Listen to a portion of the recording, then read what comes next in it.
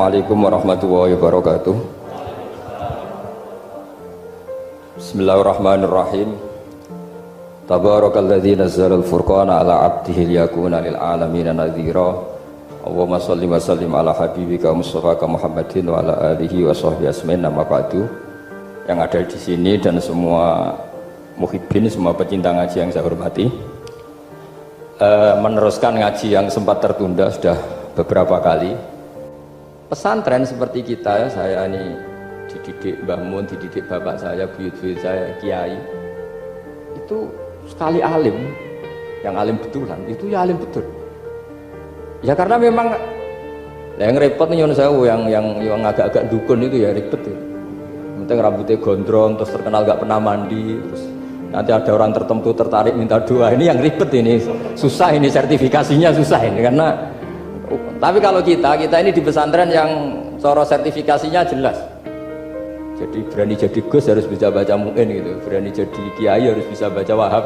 Aturan mainnya jelas. Kalau di yang repot tuh yang sebagian itu aturan mainnya tidak jelas. Promosinya itu pernah datangi menteri loh, pernah datangi, wah ribet kalau ukuran keren tuh didatangi apa? Menteri atau pejabat. Saya teruskan ya, karena ilmu itu harus menyelamatkan kita sampai di depan Allah Subhanahu wa Ta'ala. Nah, ketika kita menyifati Allah itu az-zahir, zat yang begitu jelas, itu kalau kita kan kok begitu jelas padahal gak bisa dilihat, terus kita sendiri tidak pernah melihat. Tapi eksistensi Tuhan sebagai Tuhan, yaitu al-wajibil wujud, itu jelas sekali, karena gak mungkin suatu yang wujud diciptakan oleh yang tidak wujud. Kenapa harus awal? Masa pencipta datangnya terlambat? Terus juga harus bakok itu abadi atau al-akhir kalau dalam bahasa Quran. Masa zat yang superior kemudian kalah sama yang diciptakan? Berarti nanti ada kekuatan besar yang mengalahkan Tuhan. Ya kan aneh, kekuatan ini dalam kendalinya kemudian Allah kalah, kan tidak mungkin. Makanya disebut al-akhir, Allah pasti tidak ada yang mengalahkan. Terus diantaranya lagi disebut qiyamuhu binafsihi, kalau dalam bahasa Quran disebut al-qayyum, zat yang berdiri sendiri. Gak boleh Tuhan butuh yang lain. Kalau butuh yang lain berarti bergantung pada yang lain, dan nggak usah jadi Tuhan lah kalau masih butuh yang lain. Sehingga karena kekuatan ini, saya ulang lagi, karena kekuatan ini, ketika anak-anak mahasiswa kuliah di Jerman atau di Swiss, di negara-negara yang lebih bahagia ketimbang negara yang mayoritas Muslim, itu mungkin mereka tertarik sama sistem negara itu karena ada jaminan sosial itu, tapi nggak pernah tertarik sama Tuhannya negara itu, karena dihitung-hitung tadi Tuhannya mesti keren kita gitu. Jadi, nah ini cerita ke saya Abdul Haddad, kata saya Abdul Haddad, kamu tidak usah khawatir lah umat Islam murtad atau jadi ateis gitu, karena penjelasan tauhid Islam itu begitu jelas. Jadi by design manusia itu pasti nerima tauhid kira-kira gitu. Jadi ini pentingnya ad-dhahir. Jadi Allah itu begitu apa? Jelas. Tapi Allah juga mensifati dirinya al-batin. Ya, al-batin itu gak mudah dikenali. Kenapa? Karena tubuh kita desainnya ini profan, tubuh kita tidak sempurna, rentan. Nah, tentu sesuatu yang nggak sempurna ini tidak bisa melihat dat yang super apa? Sempurna. Kita bisa rusak sementara Allah enggak. Nah, karena alasannya tubuh kita ini didesain untuk rusak, maka di surga itu keyakinan para ulama orang bisa melihat Allah karena desain tubuhnya sudah dirubah dari desain profan menjadi keabadian. Sehingga di sini terus ada kelayakan melihat.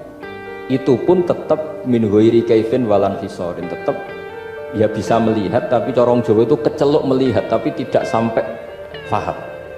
Karena bagaimanapun Allah itu la tudrikul absar wa huwa yudrikul absar. Bagaimanapun Allah itu laisa kamitslihi syai'un, tidak ada padanan.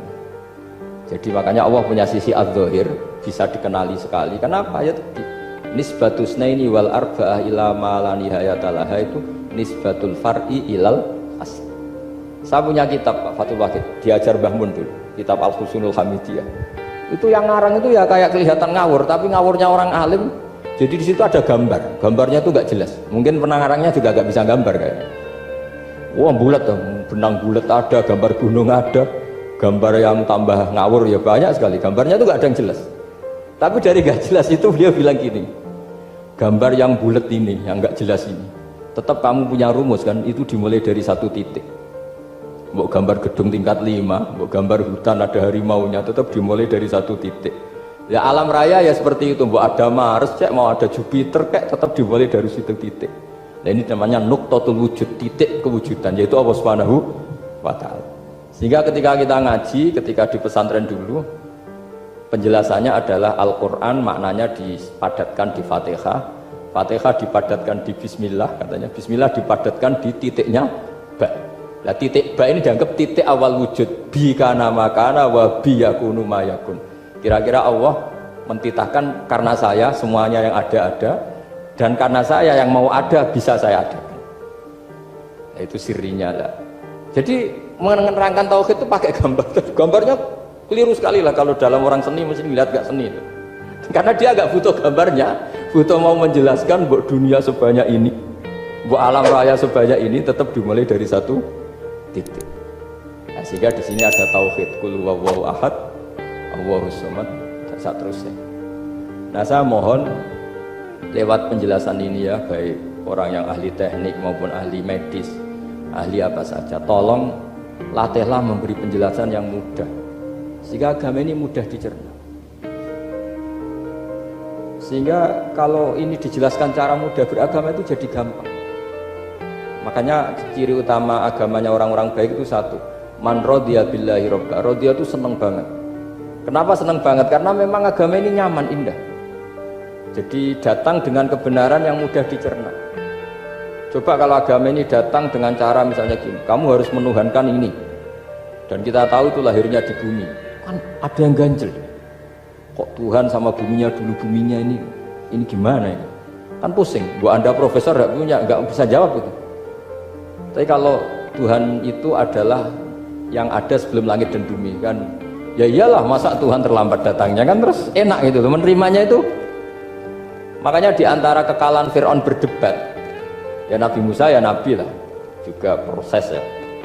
Nabi Musa ketika ditanya Fir'aun, wa ma rabbul alamin, Tuhan kamu itu siapa? Jawabnya Nabi Musa, rabbus samawati wal ardi, yang menuhani langit dan bumi. Itu Fir'aun masih bisa ngeles. Saya jalan-jalan kemana-mana, yang dituhankan saya, berarti yang Tuhan ya saya dong. Ma'alim tulakum min ilahin apa? Ghairi, kata. Soal Tuhan kamu di langit, begini kata Fir'aun. Haman dipanggil, Haman bikinkan piramida yang paling tinggi, saya ingin melihat Tuhannya Musa. Musa bingung kan, padahal kalau naik piramida nanti Fir'aun pun tidak bisa melihat Allah kan. Wong yang nabi yang kiai aja gak bisa melihat, apalagi Fir'aun. Padahal celakanya ketika dia tidak melihat Allah, dia akan mengatakan Allah itu tidak ada, ribet kan. Itu penjelasan tentang Tuhan ini sebetulnya sudah absolut lah. Rabbus samawati wal ardi, Tuhannya langit dan bumi. Tapi itu gak ngefek, di perdebatan gak ngefek. Yang ngefek adalah ketika Musa bilang gini, Rabbukum wa rabbu abaikumul awwalin, sing nuhani buyutem. Wah kaget pengawal-pengawalnya langsung do iman meskipun secara siron, secara rahasia. Iya, nah, Quran pangeran berarti buyutnya radi pangeran. Kan pangerane putune berarti buyutnya wah ribet kan. Ya kalau Fir'aun Tuhan, bapaknya tambah Tuhan kan, mbahnya, buyutnya. Akhirnya kata pengawal Quran, geblek tenan Fir'aun.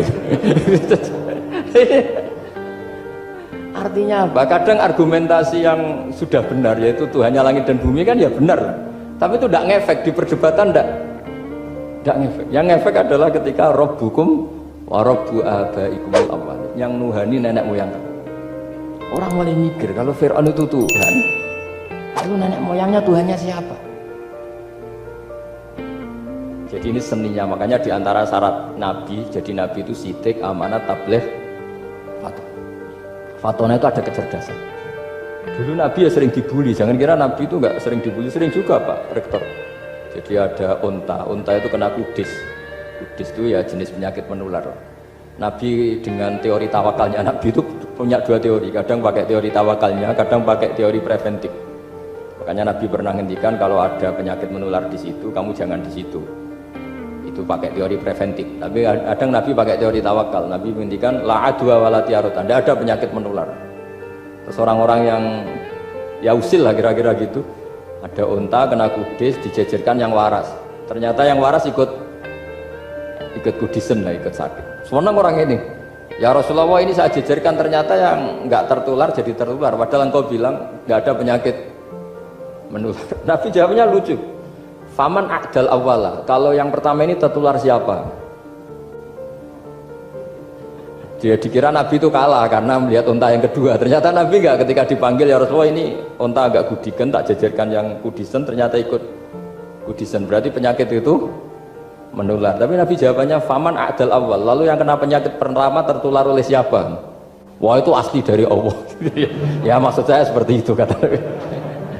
Nah itu yang dikatakan fatona. Jadi Nabi itu harus punya sifat apa? Fatona. Karena dengan kecerdasan itu Nabi bisa berargumentasi. Kayak tadi, ketika Fir'aun dikatakan Allah yang menuhani langit dan bumi, Fir'aun masih mengklaim dia Tuhan. Karena di mana-mana dia dituhankan. Tapi ketika diingatkan bahwa kamu anak seorang manusia, punya bapak, punya kakek, punya buyut, punya canggah kalau bahasa Jawa. Lalu kalau kamu yang Tuhan, dan Tuhan dimulai Anda, lalu mbah-mbah kamu Tuhannya siapa?